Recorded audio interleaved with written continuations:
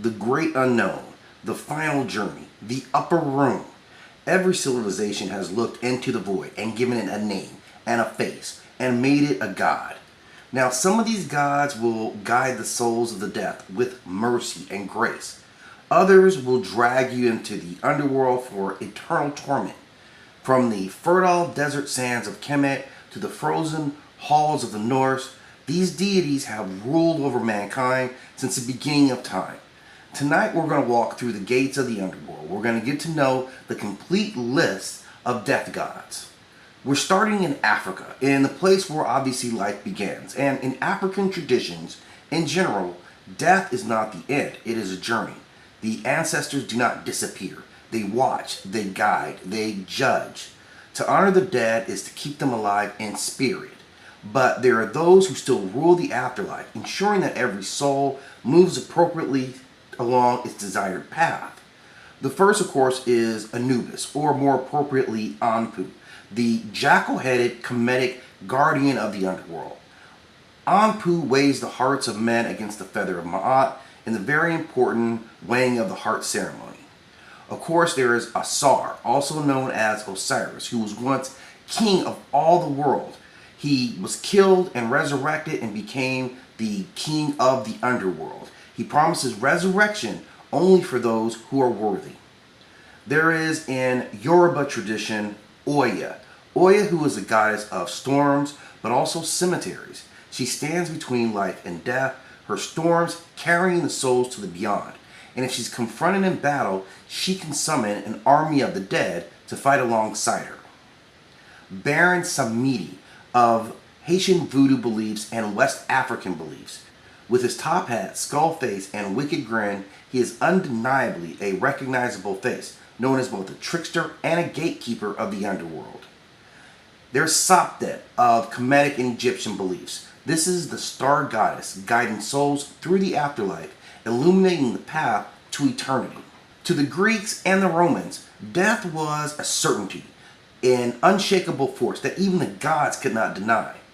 The underworld was a realm of shadows, where the dead were divided between Elysium, Asphodel, and Tartarus. And ruling over all these domains were a number of deities who determined the fates and souls of mankind. The first and most famous, of course, is Hades, who is the lord of the underworld, deemed as being neither good nor evil, but in his realm all must bow to his inevitable masterhood. His wife Persephone, who was the queen of the underworld, she was a bridge between life and death, being the daughter of Demeter, who of course brought life and fertility to the land, and for the remaining 6 months of the year being with her husband, who was the lord of death. There is Thanatos, who is the personification of quiet death. He is silent, he is cold, unstoppable. Charion, the ferryman who demands payment before guiding souls across the river Styx. It is important that your loved ones give you the proper coinage, or you will be stuck outside of the realm, stuck in the limbo forever. Mors is the Roman embodiment of death, seen as an eternal force of nature. For the Norse, death was a battle, a test of honor. Only the bravest warriors earned a spot in Valhalla, where they would feast and fight until Ragnarok. But not all the dead found glory. Some were doomed to Helheim, a cold, silent, gray land of the forgotten. Among the Norse deities, only a few held the power to decide a warrior's fate. Hel herself was the daughter of Loki, the ruler of Helheim, and those who died of sickness or old age were bound to be under her dominion.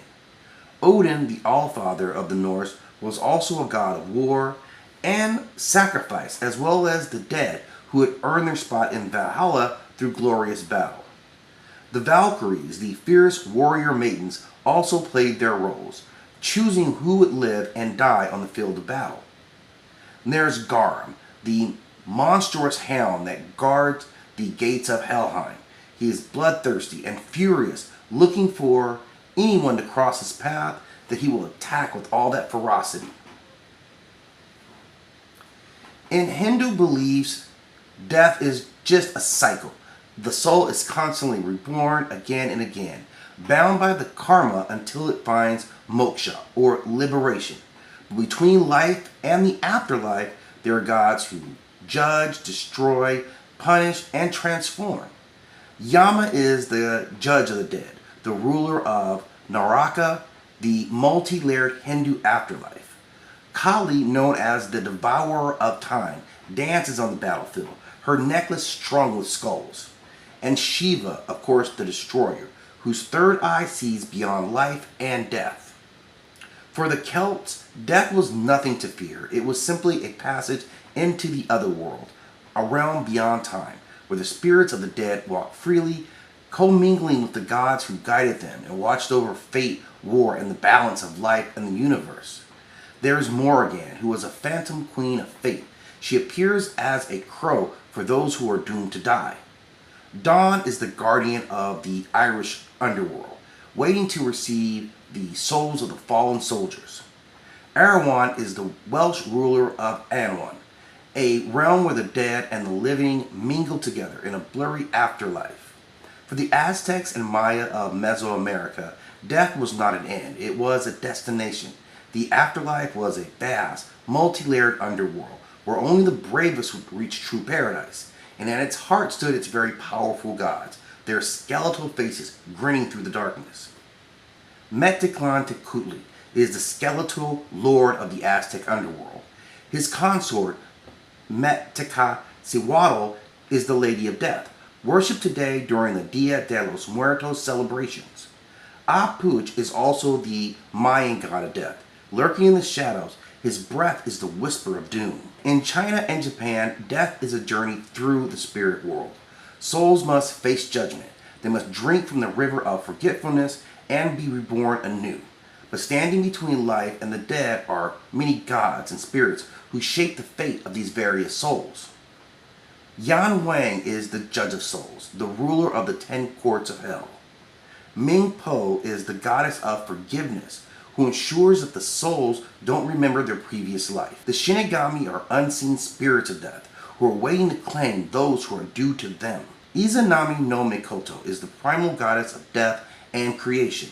And Ima-O is the Japanese equivalent of Yama, who is the ruler of their underworld. Among the Slavs, death is a force of nature, both feared and respected. The dead were honored through ritual, but those who died badly, they lingered as ghosts and wraiths and spirits. And shadows and dark gods walked the forest, waiting for those who did not tread carefully on their domains. The deities they venerate were Morana, the goddess of death, winter, and rebirth. Veles is the god of the underworld, cattle, and trickery. And Chernobog is the black god of chaos and misfortune. In Polynesian and indigenous traditions, death is a return to the sea, to the stars, to the ancestors who came before. The dead do not leave. They become part of the land, the water, and the sky. But watching over them in this endless cycle are the gods who command the forces of life and death. Milu is the Hawaiian ruler of the dead. Riro is the Mauryan god of darkness and decay. And Hinnu is the goddess who devours souls. In Mesopotamian culture, we would have Erishkigal, who is the queen of the underworld, known famous from the story of Inanna's descent into her realm. Nergal, of course, is the Babylonian god of war, plague, and the underworld. Alatu is a similar deity to Erishkigal, who had a very distinct underworld separate from that of the other deities. In Native American mythology, the Lakota worshiped Ikotomi, who was a trickster spirit linked to death. Sedna was an Inuit sea goddess who had aspects of the underworld under her domain as well. In Filipino mythology, Sidapa, the god of death and fate, Sitan, who was the ruler of the underworld, and Magwanye, who was the goddess who ferries the souls into the afterlife. If you have more that you'd like to add to this piece on the gods of death, please do so in the comment section. And as always, I ask that you hit that like and subscribe.